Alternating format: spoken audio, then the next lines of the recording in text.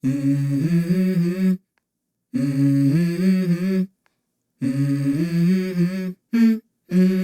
go. I wake up to a little bit of drool on my pillow. Meron na naman po tayong isang content ngayon. Yung pong aming LG ref ay gagawan natin ng stand. Ito guys, pakita ko po sa inyo. Ito yung ref na LG na binili namin, no? So matangkad po ito, malaki, no? Ang problema po natin dito, yan, sagad siya sa flooring. Di maiwasan minsan, talagang tumatama yung paa, eh, no? Pag binuksan mo, yan. So gagamit po tayo ng plyboard 26 by 27. Ito po yung mga caster wheels na binili ko, no? Ito naman, ito yung bali sa harap. Ang lalagay natin yung nagsuswivel tsaka may lock. Dito sa likod, yung fix ang kinuha natin. Ito, no? May mga naipon ako mga screw. Nagkasya naman, no? So, screw lang natin siya dito. Tapos, yun na. Ilipat na natin. Ipapatong lang yung ref.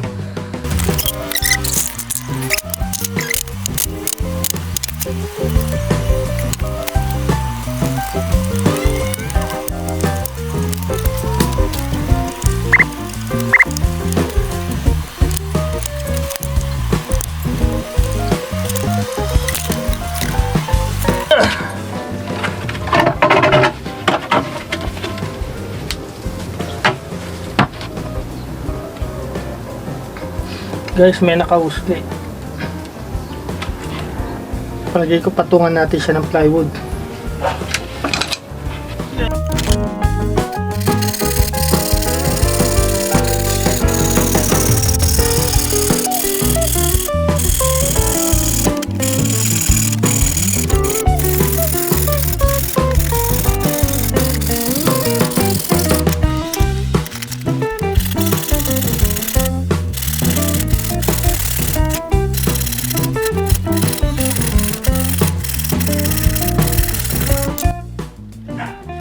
Nakaputol na tayo ng apat na manipis na plywood.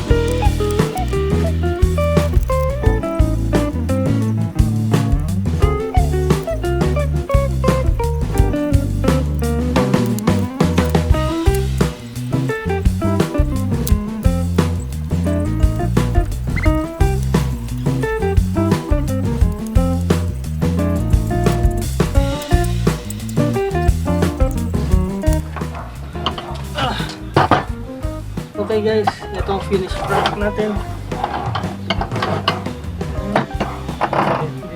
Fix lang yung dalawa.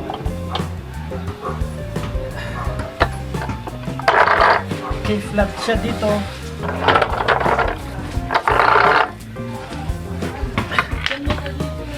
Alright.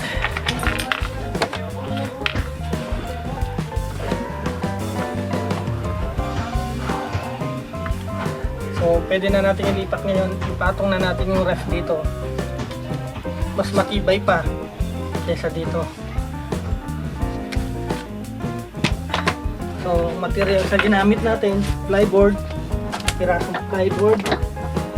Depende sa sukat ng inyong ref. 27 by 26 yung size nun sa amin.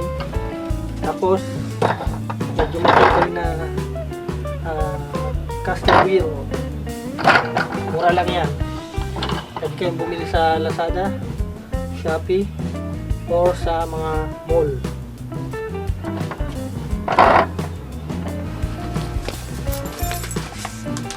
Guys, okay na po. Nakapatong na po ang ating ref. Ito sa ginawa natin DIY ref stand. So, meron na po siyang gulong. Ayan. So, binuhat lang po namin siya at in-insert. So, ayan na po siya. So,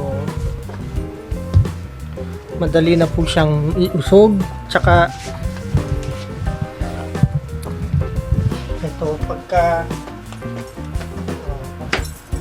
hindi na po tinatamaan yung paa.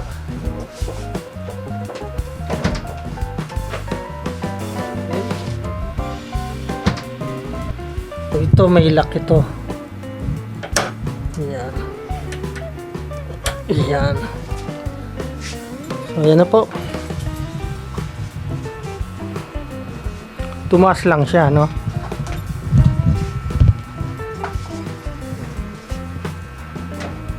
Kanina, pantay ko lang siya. Ayun, mataas lang. Kanina, pantay lang. 6'5". Siguro mga tumaas siya ng ilang inches. 4 inches siguro.